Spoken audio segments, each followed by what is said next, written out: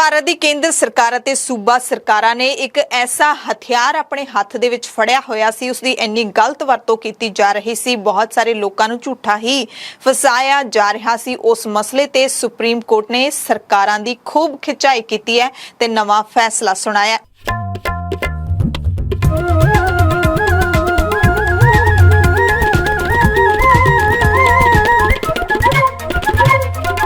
सत श्री अकाल जी दा खालस टीवी देखने वाले देश दुनिया के साडे सारे दर्शकों का बहुत बहुत स्वागत है। प्राइम टाइम के नाल मैं हरशरण कौर। भारत की सब तो वड्डी अदालत ने एक इतिहासिक फैसला सुनाया है। भारत के चीफ जस्टिस NV रमन्ना की अगवाई हेठले 3 मैंबरी बेंच ने एक फैसले दे नाल केंद्र सरकार दे नाल सूबा सरकारां नूं वड्डा हलूणा दिता है। देश की सिखरली अदालत ने देशद्रोह कानून ते रोक लाउंदिआं केंद्र सरकार नूं मोहलत दिती है। जस्टिस रमन्ना पहला भी मार्के दे फैसले सुनाउण दे लई जाणे जांदे ने। बड़े ही बेबाक इन्हां नूं मन्निया जांदा है। बहुत ही बेबाक जज सरकार दे सामने खड़ के प्रधानमंत्री नरेंद्र मोदी दे सामने खड़ के भी सरकारां दे बारे टिप्पणी कर जांदे ने ते शायद एक ईमानदार छवि होण करके सेवा मुक्ति नेड़े होण दे बावजूद भी ਉਹ ਕਿਸੇ ਵੱਡੇ ਸਰਕਾਰੀ ਅਹੁਦੇ ਵੱਲ ਝਾਕ ਵੀ ਨਹੀਂ ਰਹੇ। ਜਸਟਿਸ ਰਮन्ना ਦੀ ਅਗਵਾਈ ਵਾਲੇ ਬੈਂਚ ਨੇ ਨਾਗਰਿਕਾਂ ਦੇ ਹਿੱਤਾਂ ਤੇ ਹਾਕਮਾਂ ਦਾ ਸੰਤੁਲਨ ਬਣਾ ਕੇ ਰੱਖਣ ਤੇ ਜ਼ੋਰ ਦਿੱਤਾ ਹੈ। ਪਿਛਲੇ ਦਿਨੀ ਜਸਟਿਸ ਰਮन्ना ਦੇ ਵੱਲੋਂ ਮੁੱਖ ਮੰਤਰੀਆਂ ਨੂੰ ਸੰਬੋਧਨ ਕਰਨ ਵੇਲੇ ਸਰਕਾਰਾਂ ਨੂੰ ਮੁਕੱਦਮੇਬਾਜ਼ ਦੱਸਣ ਦੇ ਬੋਲ ਹਾਲੇ ਤੱਕ ਹਾਕਮਾਂ ਦੇ ਕੰਨਾਂ ਵਿੱਚ ਗੂੰਜ ਰਹੇ ਨੇ ਤੇ ਹੁਣ ਉਹਨਾਂ ਨੇ ਇੱਕ ਨਵਾਂ ਫੈਸਲਾ ਹਾਕਮਾਂ ਨੂੰ ਸੁਣਾ ਦਿੱਤਾ ਹੈ। ਰਮन्ना ਨੇ ਕਿਹਾ ਸੀ, ਪ੍ਰਧਾਨ ਮੰਤਰੀ ਨਰਿੰਦਰ ਮੋਦੀ ਦੇ ਸਾਹਮਣੇ ਬਹਿ ਕੇ ਕਿਹਾ ਸੀ ਕਿ ਅਦਾਲਤਾਂ ਦੇ ਵਿੱਚ ਚੱਲਦੇ 50% ਕੇਸਾਂ ਦੇ ਵਿੱਚ ਸਰਕਾਰਾਂ ਧਿਰ ਬਣੀਆਂ ਹੋਈਆਂ ਨੇ। ਸੁਪਰੀਮ ਕੋਰਟ ਨੇ ਲੋਕਾਂ ਦੀ ਨਬਜ਼ ਤੇ ਹੱਥ ਧਰਦਿਆਂ ਮਹਿਸੂਸ ਕੀਤਾ ਅਤੇ ਇੱਕ ਨਵਾਂ ਫੈਸਲਾ ਸੁਣਾਇਆ। ਉਹਨਾਂ ਨੇ ਕਿਹਾ ਕਿ ਦੇਸ਼ ਧਰੋਹ ਕਾਨੂੰਨ ਦੀ ਇਸ ਮੁਲਕ ਦੇ ਵਿੱਚ ਦੁਰਵਰਤੋਂ ਹੋ ਰਹੀ ਹੈ। ਸਰਕਾਰਾਂ ਜਿਹੜੇ ਵੀ ਨਾਗਰਿਕ ਨੂੰ ਚਾਹਣ ਉਸ ਨੂੰ ਫਸਾ ਸਕਦੀਆਂ ਨੇ। ਇਹਨਾਂ ਕੇਸਾਂ ਦੇ ਵਿੱਚ ਦੇਸ਼ ਧਰੋਹ ਦੇ ਕੇਸ ਖੁੱਲ੍ਹੇਆਮ ਦਰਜ ਕੀਤੇ ਜਾ ਰਹੇ ਨੇ। ਪੁਲਿਸ ਦੇ ਹੱਥਾਂ ਦੇ ਨਾਲੋਂ ਖੂਨ ਨਹੀਂ ਲੈ ਰਿਹਾ। ਅਦਾਲਤ ਨੇ ਆਪਣੇ ਫੈਸਲੇ ਵਿੱਚ ਕਿਹਾ ਕਿ ਦੇਸ਼ ਧਰੋਹ ਦੇ ਜਿੰਨੇ ਕੇਸ ਪੈਂਡਿੰਗ ਨੇ ਉਹਨਾਂ ਤੇ ਰੋਕ ਲਾ ਦਿੱਤੀ ਜਾਵੇ। ਨਵਾਂ ਕੇਸ ਕੋਈ ਵੀ ਦਰਜ ਨਾ ਕੀਤਾ ਜਾਵੇ। ਜਿੰਨਾ ਚਿਰ ਕੇਂਦਰ ਸਰਕਾਰ ਕਾਨੂੰਨ ਤੇ ਨਜ਼ਰਸਾਨੀ ਨਹੀਂ ਕਰਦੀ ਉਦੋਂ ਤੱਕ ਨਵੇਂ ਕੇਸ ਦਰਜ ਹੀ ਨਾ ਕੀਤੇ ਜਾਣ। ਅਦਾਲਤ ਨੇ ਸਰਕਾਰ ਨੂੰ ਨਵੀਆਂ ਹਦਾਇਤਾਂ ਸੂਬਿਆਂ ਨੂੰ ਤੁਰੰਤ ਲਾਗੂ ਕਰਨ ਦੇ ਲਈ ਚਿੱਠੀਆਂ ਜਾਰੀ ਕਰਨ ਦਾ ਹੁਕਮ ਵੀ ਸੁਣਾ ਦਿੱਤਾ ਹੈ। ਮੁਲਕ ਦੀ ਸਿਖਰਲੀ ਅਦਾਲਤ ਨੇ ਲੋਕਾਂ ਦੇ ਦੁੱਖ ਨੂੰ ਸਮਝਦਿਆਂ ਕਿਹਾ ਹੈ ਕਿ ਜੇ ਸਰਕਾਰਾਂ ਫਿਰ ਵੀ ਪਰਚਾ ਦਰਜ ਕਰਨ ਦੀ ਕਾਹਲੀ ਵਿੱਚ ਹੋਣ ਤਾਂ ਤੁਰੰਤ ਅਦਾਲਤਾਂ ਦੇ ਕੋਲ ਪਹੁੰਚ ਕੀਤੀ ਜਾਵੇ। ਫੈਸਲੇ ਦੇ ਵਿੱਚ ਇਹ ਵੀ ਕਿਹਾ ਗਿਆ ਕਿ ਜੇ ਕਿਸੇ ਖਿਲਾਫ ਦੇਸ਼ ਧਰੋਹ ਦਾ ਪਰਚਾ ਦਰਜ ਕਰਨ ਦੀ ਲੋੜ ਪੈਂਦੀ ਹੈ ਤਾਂ SP ਰੈਂਕ ਤੋਂ ਹੇਠਲਾ ਅਫਸਰ ਇਸ ਨੂੰ ਹੱਥ ਨਹੀਂ ਪਾਵੇਗਾ। SP ਨੂੰ ਕੇਸ ਦਰਜ ਕਰਨ ਵੇਲੇ ਕਾਰਨ ਹੈ ਜਿਹੜਾ ਉਹ ਸਾਫ਼ ਤੇ ਸਪਸ਼ਟ ਲਿਖਣਾ ਪਵੇਗਾ। ਸੁਪਰੀਮ ਕੋਰਟ ਨੇ ਦੇਸ਼ ਧਰੋਹ ਦੇ ਕੇਸਾਂ ਨਾਲ ਸੰਬੰਧਿਤ ਇੱਕ ਜਨਹਿਤ ਪਟੀਸ਼ਨ ਤੇ ਸੁਣਵਾਈ ਕਰਦਿਆਂ ਕੇਂਦਰ ਸਰਕਾਰ ਦੀ ਜਵਾਬ ਤਲਬੀ ਕੀਤੀ ਸੀ। ਕੇਂਦਰ ਸਰਕਾਰ ਨੇ ਕਾਨੂੰਨ ਤੇ ਨਜ਼ਰਸਾਨੀ ਲਈ 9 ਮਈ ਤੱਕ ਦਾ ਸਮਾਂ ਮੰਗਿਆ ਸੀ। ਕੇਂਦਰ ਨੇ ਮੋਹਲਤ ਦੀ ਤਰੀਕ ਤੱਕ ਚੁੱਪ ਵੱਟੀ ਰੱਖੀ ਤਾਂ ਸੁਪਰੀਮ ਕੋਰਟ ਨੇ 1 ਹਫ਼ਤੇ ਦਾ ਹੋਰ ਸਮਾਂ ਦੇ ਦਿੱਤਾ, ਪਰ ਨਾਲ ਹੀ ਦੇਸ਼ ਧਰੋਹ ਦੇ ਨਵੇਂ ਕੇਸ ਦਰਜ ਕਰਨ ਤੇ ਵੀ ਰੋਕ ਲਾ ਦਿੱਤੀ ਹੈ। ਤੇ ਦੇਸ਼ ਧਰੋਹ ਦਾ ਜਿਹੜਾ ਪਰਚਾ ਹੈ ਉਹ ਹੈ ਕਿ ਉਹ ਵੀ ਤੁਹਾਨੂੰ ਥੋੜੀ ਜਿਹੀ ਜਾਣਕਾਰੀ ਦੇ ਦਿੰਨੇ ਆ।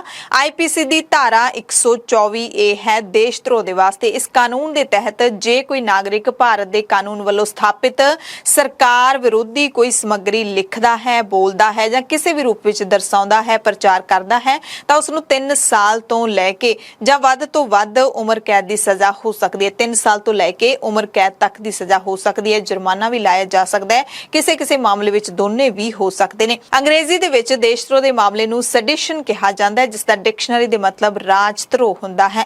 ਆਮ ਭਾਸ਼ਾ ਦੇ ਵਿੱਚ ਇਸ ਨੂੰ ਦੇਸ਼ ਧਰੋਹ ਕਹਿ ਦਿੱਤਾ ਜਾਂਦਾ ਹੈ, ਪਰ ਅਸਲ ਦੇ ਵਿੱਚ ਰਾਜ ਧਰੋਹ ਹੀ ਹੁੰਦਾ ਹੈ ਕਿਉਂਕਿ ਦੇਸ਼ ਖਿਲਾਫ ਨਹੀਂ ਸਗੋਂ ਉਸ ਵਿੱਚ ਕਾਇਮ ਰਾਜ ਵਿਵਸਥਾ ਦੇ ਖਿਲਾਫ ਧਰੋਹ ਮੰਨਿਆ ਜਾਂਦਾ ਹੈ। ਇਸ ਕਰਕੇ ਇਸ ਨੂੰ ਰਾਜ ਧਰੋਹ ਹੀ ਕਿਹਾ ਜਾਣਾ ਚਾਹੀਦਾ ਹੈ। ਦੇਸ਼ ਧਰੋਹ ਇਹ ਲੋਕਾਂ ਦੇ ਮੂੰਹ ਤੇ ਚੜਿਆ ਸ਼ਬਦ ਹੈ। ਹੁਣ ਜੇ ਦੇਸ਼ ਦੀਆਂ ਸਰਕਾਰਾਂ ਤੇ ਦੇਸ਼ ਧਰੋਹ ਦੇ ਕੇਸਾਂ ਨਾਲ ਜੁੜੇ ਅੰਕੜਿਆਂ ਦੀ ਚੀਰ ਫਾੜ ਕਰੀਏ ਤਾਂ ਪੁਲਿਸ ਦੇ ਧਰਤੀ ਤੇ ਪੈਰ ਲੱਗਦੇ ਨਜ਼ਰ ਨਹੀਂ ਆ ਰਹੇ। ਅੰਕੜੇ ਬੋਲਦੇ ਨੇ ਕਿ ਮੁਲਕ ਦੇ ਵਿੱਚ 800 ਲੋਕਾਂ ਖਿਲਾਫ ਪਰਚੇ ਦਰਜ ਕੀਤੇ ਗਏ ਨੇ, 1300 ਨੂੰ ਜੇਲ੍ਹਾਂ ਦੇ ਵਿੱਚ ਸੁੱਟਿਆ ਗਿਆ। ਇਹਨਾਂ ਕੇਸਾਂ ਵਿੱਚੋਂ ਸਿਰਫ 15.5% ਨੂੰ ਸਜ਼ਾ ਹੋਈ। ਭਾਰਤੀ ਜਨਤਾ ਪਾਰਟੀ ਦੀ 2014 ਦੇ ਵਿੱਚ ਸਰਕਾਰ ਬਣਨ ਤੋਂ ਬਾਅਦ ਦੇਸ਼ ਧਰੋਹ ਦੇ ਕੇਸਾਂ ਵਿੱਚ ਮਣਾ ਮੂੰਹੀ ਵਾਧਾ ਹੋਇਆ। ਪ੍ਰਧਾਨ ਮੰਤਰੀ ਨਰਿੰਦਰ ਮੋਦੀ ਦੇ ਪਹਿਲੇ ਕਾਰਜਕਾਲ ਦੌਰਾਨ ਮੁਲਕ ਦੇ ਵਿੱਚ 326 ਲੋਕਾਂ ਦੇ ਖਿਲਾਫ ਦੇਸ਼ ਧਰੋਹ ਦੇ ਪਰਚੇ ਦਰਜ ਕੀਤੇ ਗਏ। ਇਹਨਾਂ ਵਿੱਚੋਂ ਸਜ਼ਾ ਸਿਰਫ 6 ਨੂੰ ਸੁਣਾਈ ਗਈ। ਝਾਰਖੰਡ ਦੇ ਵਿੱਚ ਦੇਸ਼ ਧਰੋਹ ਦੇ 14 ਕੇਸ ਤਾਂ ਦਰਜ ਹੋਏ ਪਰ ਸਜ਼ਾ ਸਿਰਫ 1 ਨੂੰ ਹੋਈ। ਹਰਿਆਣਾ ਵਿੱਚ ਦੇਸ਼ ਧਰੋਹ ਦੇ ਕੇਸਾਂ ਦੀ ਗਿਣਤੀ 31 ਦੱਸੀ ਗਈ ਹੈ। ਇਹਨਾਂ ਵਿੱਚੋਂ 30 ਬਚ ਨਿਕਲੇ ਨੇ। ਪੰਜਾਬ ਵਿੱਚ ਦੇਸ਼ ਧਰੋਹ ਦੇ ਜਿੰਨੇ ਵੀ ਕੇਸ ਦਰਜ ਕੀਤੇ ਨੇ ਉਹਨਾਂ ਸਾਰਿਆਂ ਦੇ ਵਿੱਚ ਪੰਜਾਬ ਪੁਲਿਸ ਮੁੱਦੇ ਮੂੰਹ ਡਿੱਗੀ ਹੈ। ਯਾਨੀ ਕਿ ਦੇਸ਼ ਧਰੋਹ ਦੇ ਜਿਹੜੇ ਕੇਸ ਉਹ ਸਿੱਧ ਨਹੀਂ ਹੋ ਸਕੇ, ਦੋਸ਼ ਸਿੱਧ ਨਹੀਂ ਹੋ ਸਕੇ।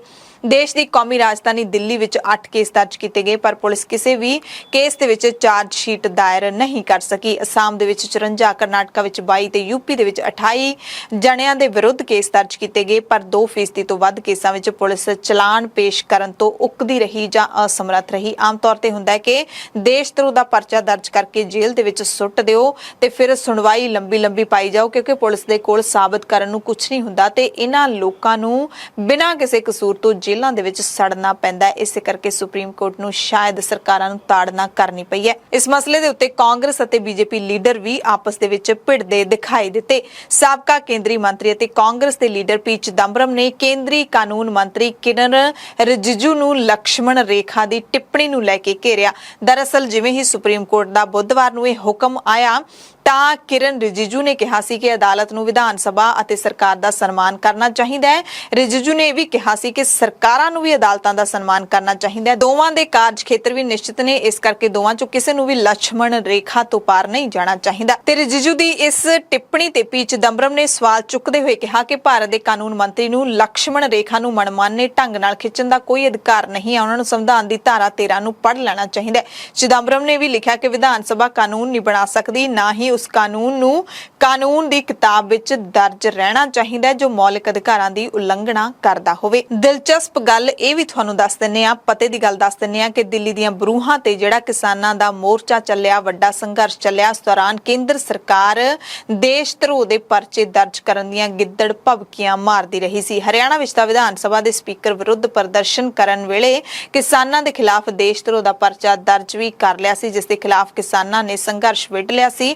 ਅਦਾਲਤ ਵਿੱਚ ਜਾ ਕੇ ਪੁਲਿਸ ਨੂੰ ਮੂੰਹ ਦੀ ਖਾਣੀ ਪੈ ਗਈ ਸੀ। ਤੇ ਇਹ ਵੀ ਜਾਣਕਾਰੀ ਤੁਹਾਨੂੰ ਦੇ ਦਿੰਨੇ ਆ ਕਿ ਦੇਸ਼ ਧਰੋਹ ਦਾ ਕਾਨੂੰਨ ਮੁਲਕ ਦੀ ਵੰਡ ਤੋਂ 57 ਸਾਲ ਪਹਿਲਾਂ ਬਣਾ ਦਿੱਤਾ ਗਿਆ ਸੀ ਅਤੇ ਆਈਪੀਸੀ ਦੇ ਹੋਂਦ ਵਿੱਚ ਆਉਣ ਤੋਂ 30 ਸਾਲ ਬਾਅਦ ਸਜ਼ਾ ਦੰਡਾਵਲੀ ਜੋੜੀ ਗਈ ਸੀ।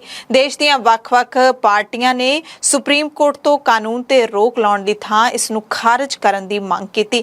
ਹਾਲਾਂਕਿ ਇਹੀ ਪਾਰਟੀਆਂ ਸੱਤਾ ਵਿੱਚ ਹੁੰਦਿਆਂ ਦੇਸ਼ ਧਰੋਹ ਦੇ ਕਾਨੂੰਨ ਦਾ ਰੱਜ ਕੇ ਲਾਹਾ ਲੈਂਦੀਆਂ ਨੇ, ਇਸੇ ਕਰਕੇ ਸ਼ਾਇਦ ਇਸ ਨੂੰ ਖਾਰਜ ਕਰਨ ਦੀ ਮੰਗ ਕਰਦੀਆਂ ਨੇ।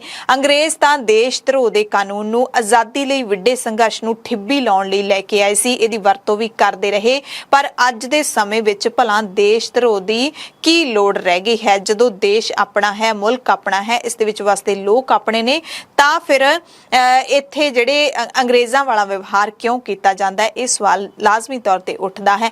ਦੇਸ਼ ਦੇ ਪ੍ਰਧਾਨ ਮੰਤਰੀ ਨਰਿੰਦਰ ਮੋਦੀ ਦੇ ਪ੍ਰਧਾਨ ਮੰਤਰੀ ਬਣਨ ਤੋਂ ਬਾਅਦ ਇਸ ਕਾਲੇ ਕਾਨੂੰਨ ਦਾ ਕਾਫੀ ਵੱਡੇ ਪੱਧਰ ਤੇ ਲਾਹਾ ਲਿਆ ਜਾਂਦਾ ਹੈ। ਇਸੇ ਕਰਕੇ ਮਾਮਲਾ ਪਹਿਲਾਂ ਨਾਲੋਂ ਵੀ ਵਧੇਰੇ ਭਖਿਆ ਰਿਹਾ ਹੈ। ਸ਼ਾਇਦ ਇਸੇ ਕਰਕੇ ਸੁਪਰੀਮ ਕੋਰਟ ਨੂੰ ਇਹ ਇਤਿਹਾਸਿਕ ਫੈਸਲਾ ਲੈਣਾ ਪਿਆ ਹੈ। ਪ੍ਰਾਈਮ ਟਾਈਮ ਦੇਖਣ ਵਾਲੇ ਸਾਰੇ ਦਰਸ਼ਕਾਂ ਦਾ ਧੰਨਵਾਦ।